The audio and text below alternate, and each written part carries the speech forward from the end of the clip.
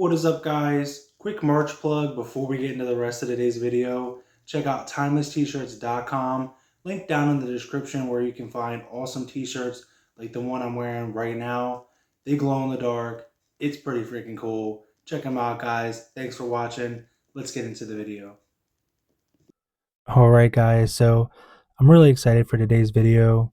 This is actually going to be a watch for my personal collection, and today we're going to be building a Pepsi GMT build. So I have done a few Pepsi mods in the past. Go ahead and pop in a few pictures here. So none of these were for myself, they were all giveaways and stuff like that. So in today's video we're going to be combining attributes from all my past Pepsi GMT builds, and we're going to be combining them into what I would consider to be the ultimate Pepsi GMT mod. So today I'm going to be using an SPB097 dial, and this is the perfect dial for a Pepsi GMT mod. It's got that navy blue dial with that sunburst effect to it, and it's got some red text down by the 6 o'clock marker, and that's going to tie in nicely to our other red accents. So we're also going to be adding a red GMT hand, and we're also going to be adding a turtle patty handset with that red minute hand. So it's going to tie in nicely and look great together. Um, if you look down at the table, you'll also notice quite the array of dials. I'm really excited for a lot of these future builds. Wanted to show you guys a sneak peek of things that are to come in the future. And if you look, there's actually two of these SPB097 dials. So if you like today's build, one just like it will be available in the near future for purchase. So let's go ahead and get started. So let's go ahead and get our dial out of the packaging here. And like I said, I really like the look of this dial. It's from the previous MM200, but the loom on this thing is amazing. It's some of the best loom of any Seiko dial, and that's saying a lot comparing it to other Seikos. So if you weren't aware, to get these to fit on the Nh34, we do have to broach the dial. So we have to make this center hole a little bit bigger diameter wise. So I just use a triangular shaped file to achieve that. Um, I recommend going slow and checking along the way. That way you don't make the diameter too wide and have an unsightly gap. But once you're happy with your diameter, go ahead and file the back side of it as well. There's going to be a little burr left over. So that's what I'm doing here. I'm just flattening that out and making sure that that's completely gone. Because believe it or not, that little burr can put extra pressure on the dial washer, and it can actually break the jumping of your GMT hand. After you're done filing everything, make sure you clean everything really thoroughly with air and with Rodico. You can never be too clean when you're working on a watch. You want to make sure your watch base is nice and clean. That way you don't have any debris on your dial that could find its way into the movement or underneath your crystal or anything like that. So clean liberally with your Rodico, and like I always like to insert it into the actual diameter of the hole just to make sure I'm getting all that debris and everything nice and clean.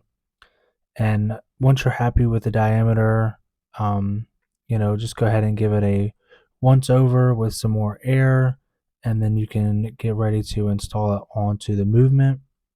So before we install it onto the movement, we do need to install that dial washer that I previously mentioned. And I'll go ahead and zoom in a little bit so you can see how to orient the dial washer. So if you look closely at it, it will go like this. It's crimped, so it should go on in a U shape. So it should look just like this. Once you have your dial washer installed, go ahead and put your dial on, and it fits right on the Nh34 just like it was made for this dial. I mean, for this movement.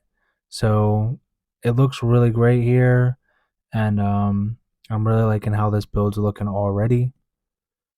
So let's go ahead and switch over our date. That's why I'm just turning the crown here.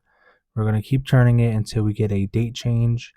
So once we see it click over to the 12th, just like that, we know we're at midnight and we can go ahead and install our hands.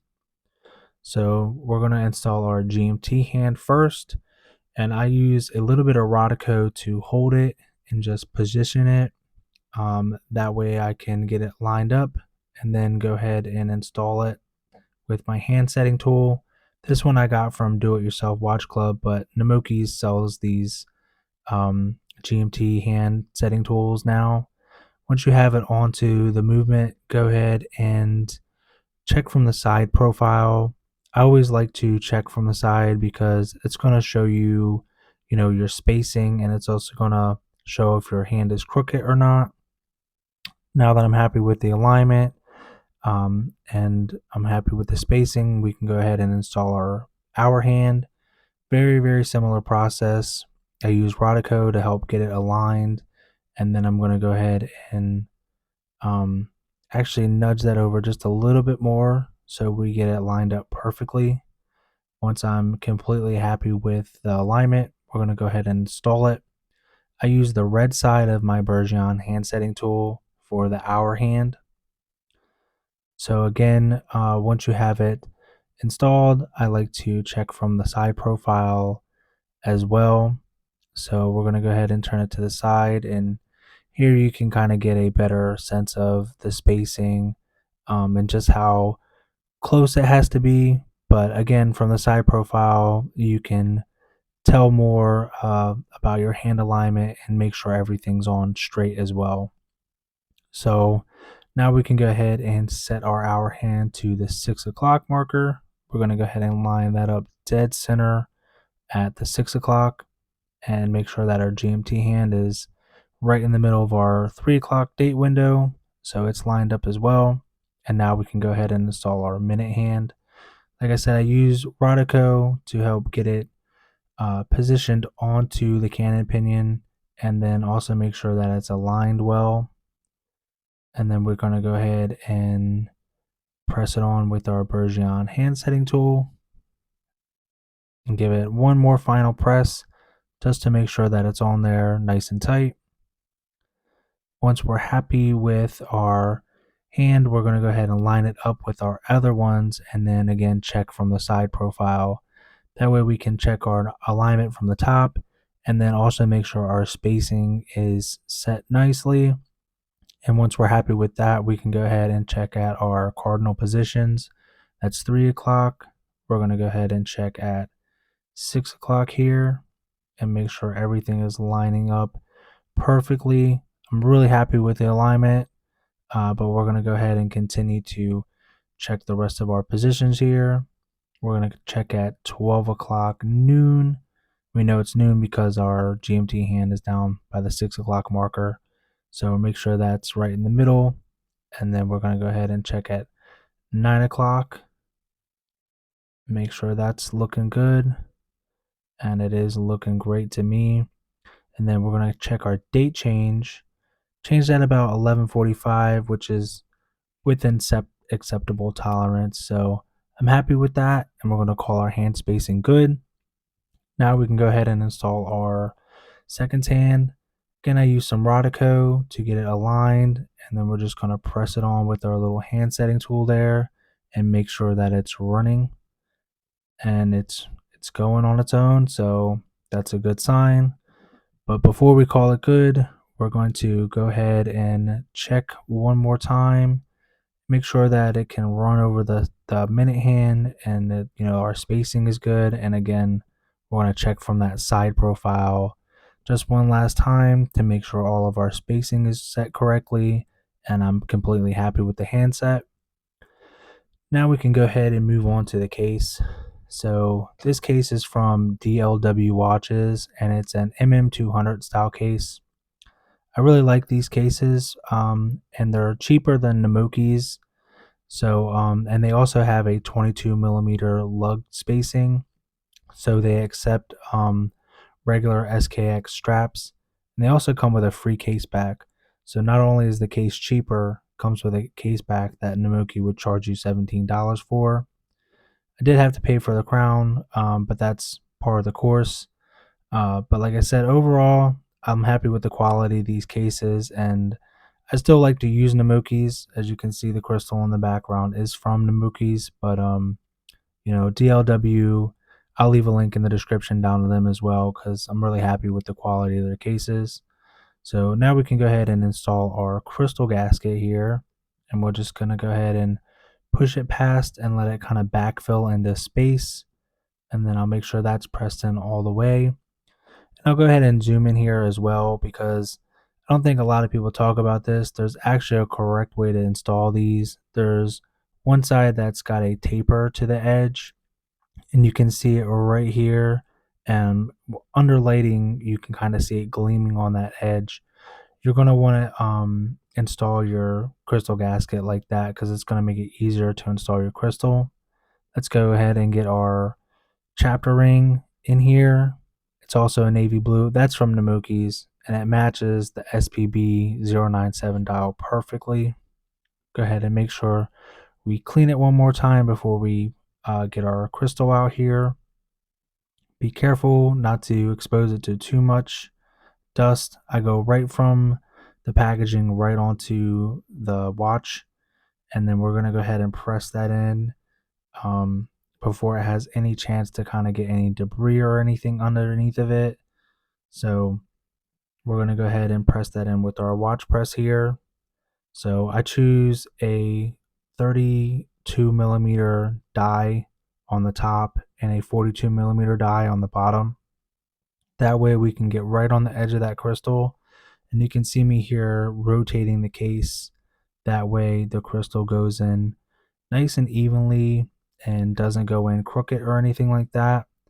So we're going to go ahead and rotate the case a full 360 degrees, making sure that our die is right on the edge of our crystal as we do so. And I'm happy with the crystal. Go ahead and remove that and give the movement and hands one more clean before we go ahead and mate it with the case.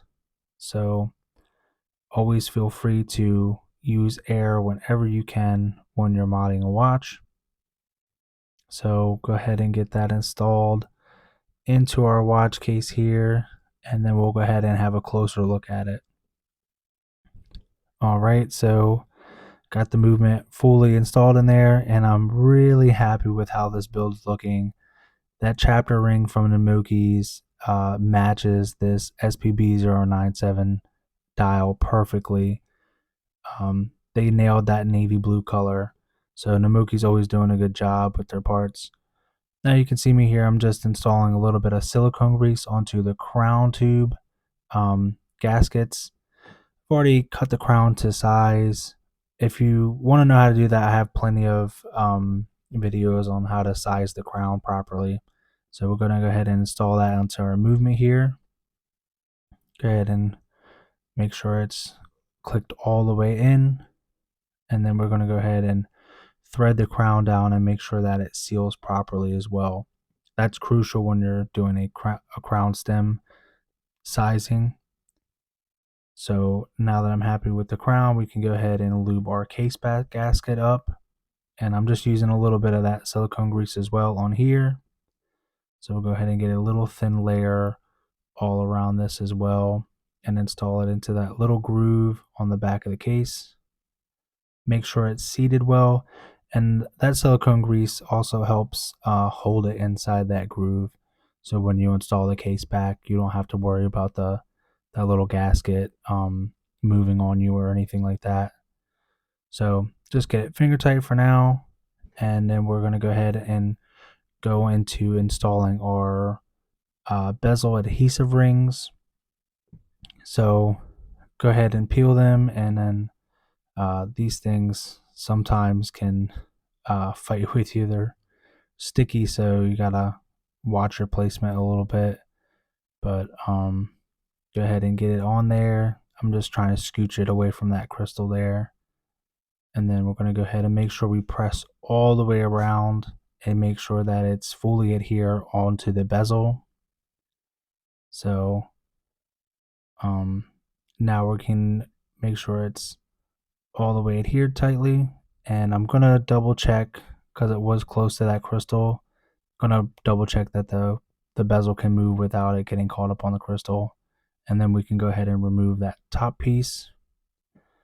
And we're not done yet. We're actually going to install two of these. That way we get the perfect height on our bezel insert so it matches the slope of our crystal just perfectly. So we're going to go ahead and make sure this one's not touching the crystal either. And push it away from the crystal as much as we can here. And then go all the way around our little adhesive ring there. And then we can go ahead and peel the top piece as well. And there's a little piece sticking up here, so I'm just gonna push that down just a little bit. So now I'm happy with that. We can go ahead and install our bezel insert. So we're just gonna go ahead and line this up. It was kind of dim. Apologize about that. I didn't realize how bad the lighting was the entire video. But when I went to install the bezel insert, I was like, I need some more light. So went ahead and adjusted the light a little bit, and then lined it up.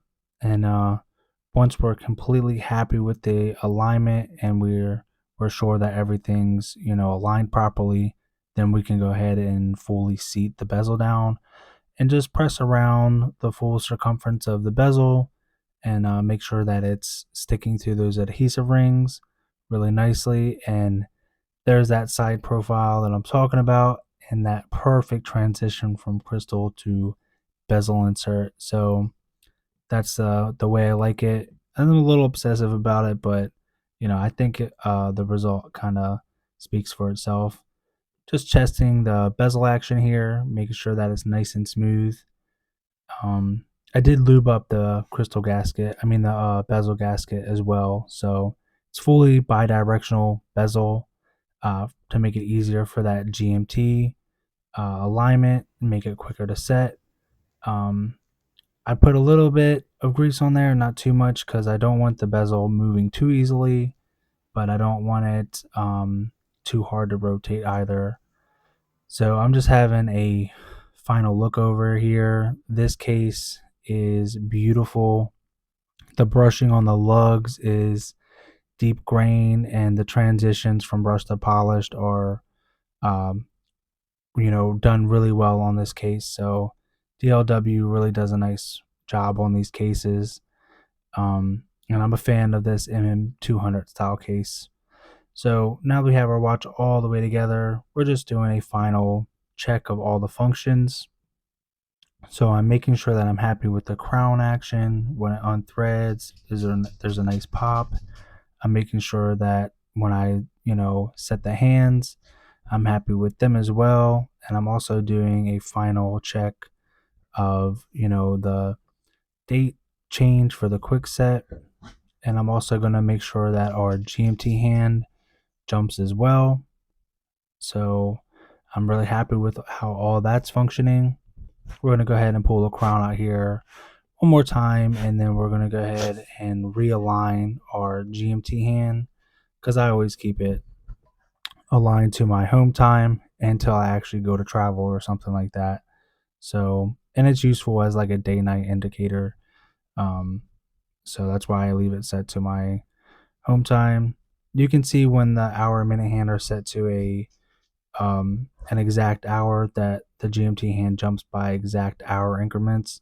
So now we know we're at 12 o'clock noon, and our GMT hand's back at 12 o'clock noon. So we're synced back up, and then I'm just going to go ahead and go back around and make sure our natural date change is working as well. So it changed about 11:50. So that's still within that reasonable window. So I like to get as close to 12 as possible, but 11:50 is not too bad. Gonna set the hands back at 10 and 2 and push the crown back in and screw it back down. And I'm happy with the crown action as well. And then we're gonna go ahead and throw this thing on a strap. So here it is outside in some natural light, and I threw it on this strap that I just had laying around the house. It matches pretty well actually, all but this black hardware, but that's all right. I already ordered a strap from Blue Sharknado. That's a navy blue. It's going to match this dial and bezel insert, pretty well, and it's going to have brushed hardware on it. So out here in the sun, you can see that beautiful sunburst effect on the dial. This thing plays so nicely in the light. It has darker transitions and then lighter blue transitions. Um, and that sunburst effect plays nicely with the reflective nature of that ceramic bezel insert. And it just looks great out here in the sun.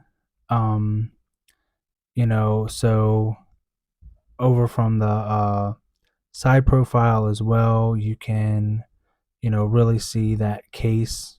It's got those nice bevels, that MM200 case looking beautiful, and that deep grain brushing on the lug hoods. Like I said, the transitions from polish to brush are beautiful on here. And it's also got kind of like a scalloped edge on the bottom. So when you bend your wrist and it's on and you're wearing it, it doesn't dig into your wrist. It's kind of got some of that Seiko magic, even though it's an aftermarket case. So thank you guys for watching. Really like how this build came out. Again, if you like it as well, I'm making another one in the near future that'll be available for purchase. As always, guys, thank you for watching, and I'll catch you guys in the next one.